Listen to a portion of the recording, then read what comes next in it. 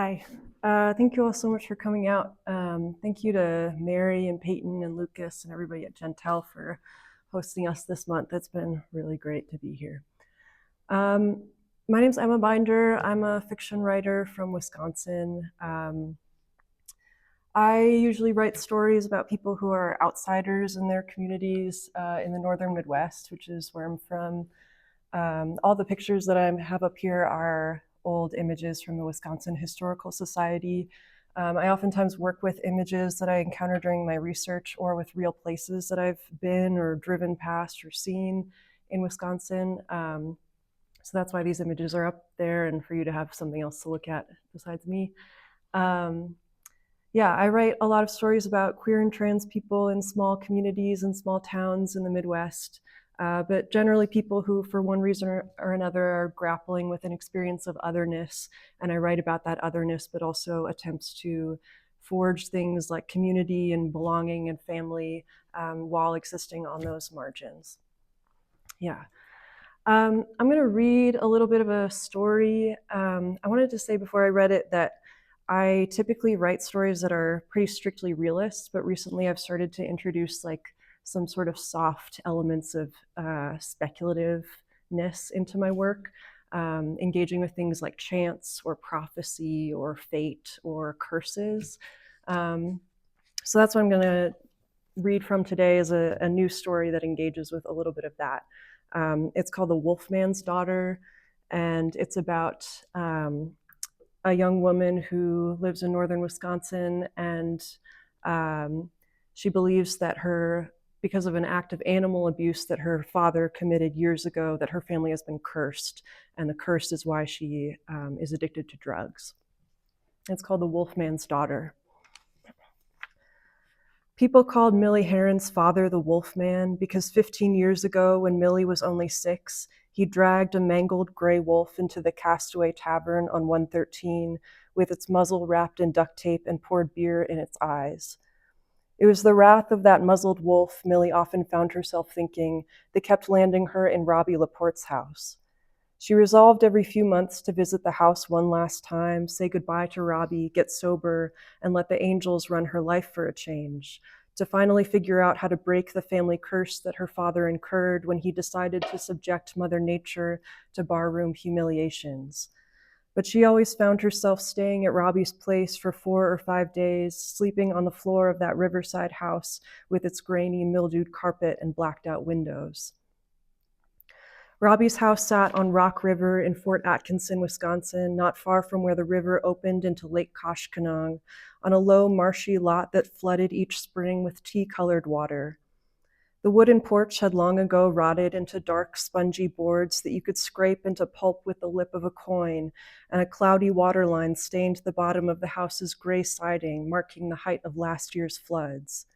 So the house was always either wet or frozen or drying out, always littered with passed-out bodies of boys tangled up in heaps on the floor like stinking puppies, always reeking of mold and propane and cigarettes.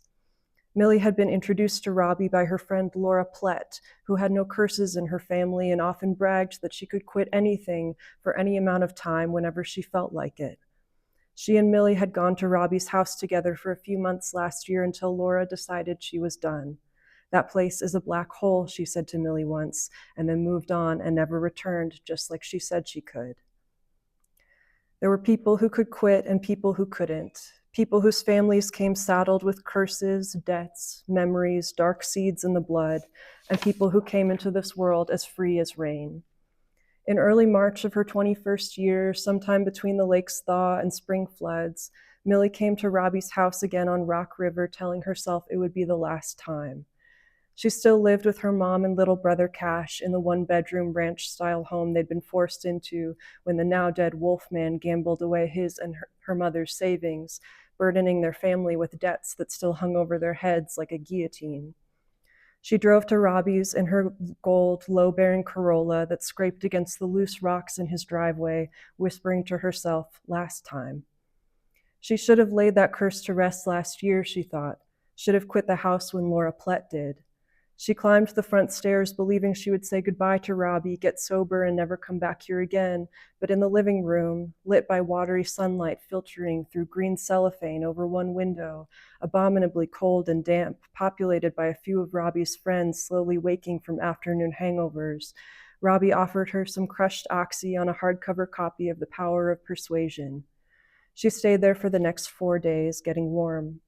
She combed the knots from Wes Thompson's hair with her fingers, cooked scrambled eggs on the propane stove, played gin rummy with Robbie and Abner Frisch, gambled with matchsticks, passed in and out of sleep that kept enveloping her in its milky fog.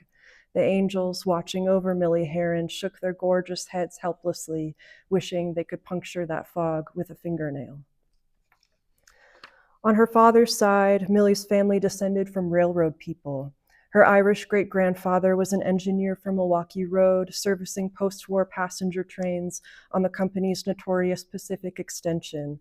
Her grandfather worked on now-abandoned trackage threading west into Iowa. Both men loved to gamble, just like her father. They gambled away money, property, labor, family heirlooms, the clothes off their backs. There was a family story about Millie's grandfather, Colin Heron, losing his boots during a snowstorm in Mount Horeb and having to tramp home from the bar in snowshoes lashed to his socked feet. Her father always said that any bad luck in their family came from Colin's dealings. He was a man who shored up bad luck, collecting it throughout his life like mud on the soles of his boots. But what of her father himself? He was a rational, gentle man except when he was drinking. He'd been drunk at early evening when he found the wolf at the edge of their property, lurking around the 2-story wooden coop where he kept his beloved Wyandotte chickens. He'd bought the Wyandottes as chicks from a down-and-out farmer in New Berlin out of the Yellow Pages, cheaping balls of fluff that transformed into statuesque hens of silver-laced coloration. To hear her father tell it, he'd seen the wolf stalking the coop's shady perimeter, eyeing the chickens with spit-shined teeth and a zealous expression in his yellow eyes.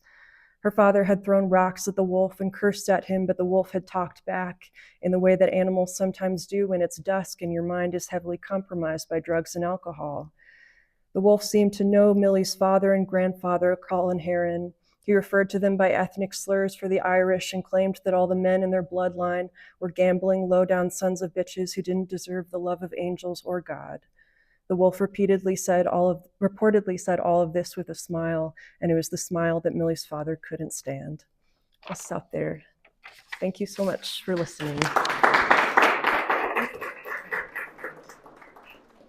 Click through some more of these because I didn't catch them.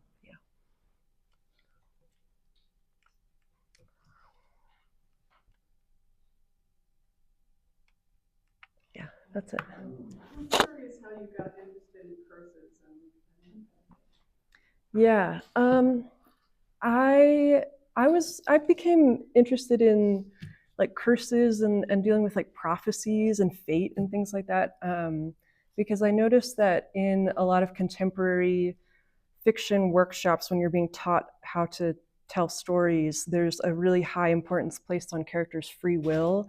The most important thing is every character should want something, and if characters have competing motivations, that creates conflict, which creates plot.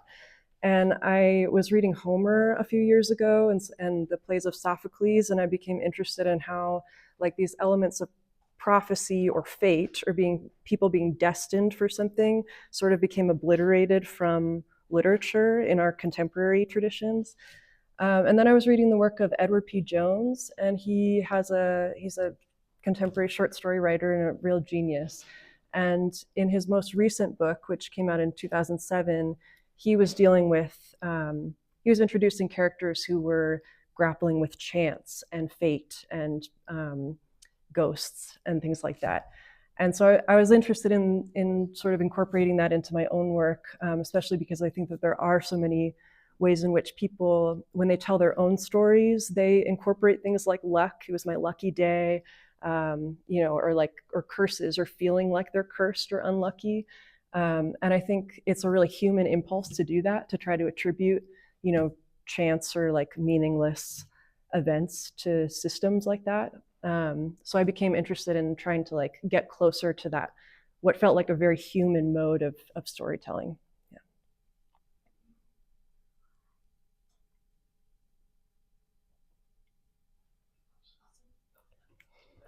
Have you ever been cursed in your life? Oh, that's such a good question. Um, Not seriously, I don't think, but like, um, you know how you like go through periods of your life where like it seems like everything that's happening to you is bad, or like there are so many bad things that are clustered. I've had things like that happen, or had periods of time where like, there were just like so many bad things happening at once. Um, and I definitely feel like in retrospect, I was like, that was like my cursed time. And like I feel like we like organize like phases or eras of our life into like, I don't know, yeah, times like that. So that's the closest thing I think I have to a curse. Thank you all so much.